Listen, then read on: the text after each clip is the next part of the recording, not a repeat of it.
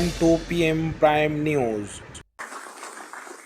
India and the United States of America co-chair this initiative, and now, as the co-chair, I invite the President of the United States for his remarks. Well, ladies and gentlemen, thank you, all my colleagues. This is, someone once said in a similar domestic action that was positive, this is a big deal. This is a real big deal. And I want to thank you, Mr. Prime Minister. One Earth, one family, one future. That's the focus of this G20 Summit. And in many ways, it's also the focus of this partnership that we're talking about today.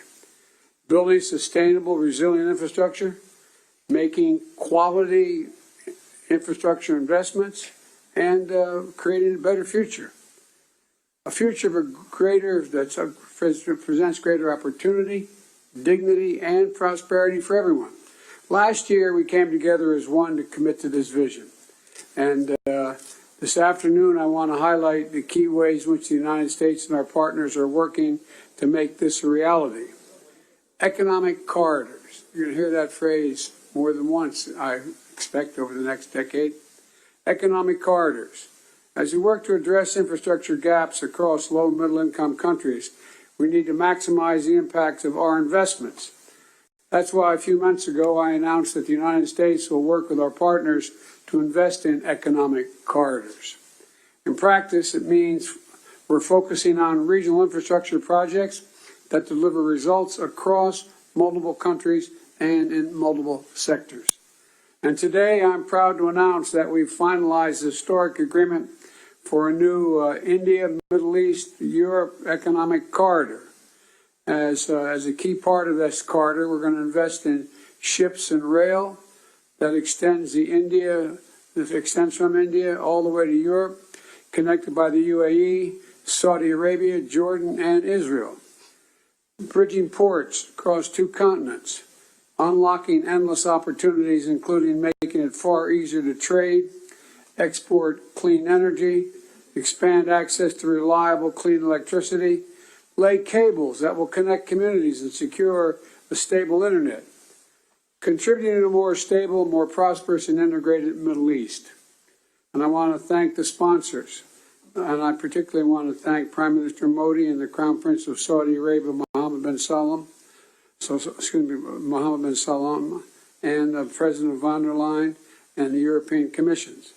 And since he's not speaking today, I wanted to, well, maybe he is speaking today. I had a note he wasn't speaking. At any rate, I'm going to stop there.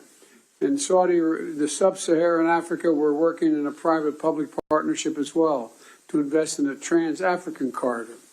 That includes a new partner, the European Union. President von der Leyen, thank you for making this very possible. Together, as part of this corridor, we're going to invest in a new rail line that will extend from the western port in Angola to the DRC, to Zambia, and ultimately the Indian Ocean. It's a project that's about far from just laying tracks.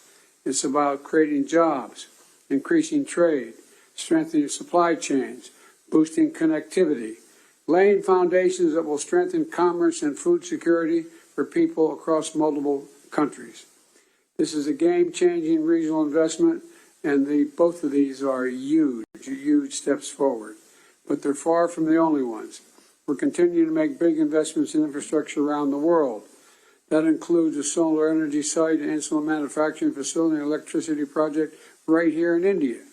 We're continuing to develop economic corridors across Africa, Asia, and the Americas. And together with our partners, we're working to mobilize the trillions of investment needed to close infrastructure gaps around the world, including the formation of a new investor forum that the United States will host in a couple weeks. Let me close with this. The world stands at an inflection point in history, a point where decisions we make today are going to affect the course of our future, all of our futures for decades to come. A point where our investments are more critical than ever.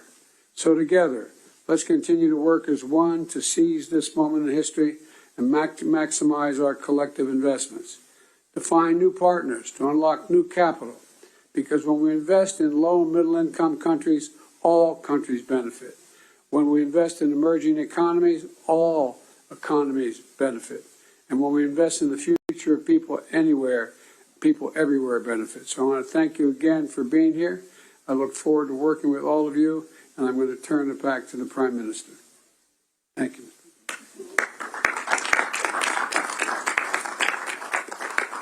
Thank you, Excellency.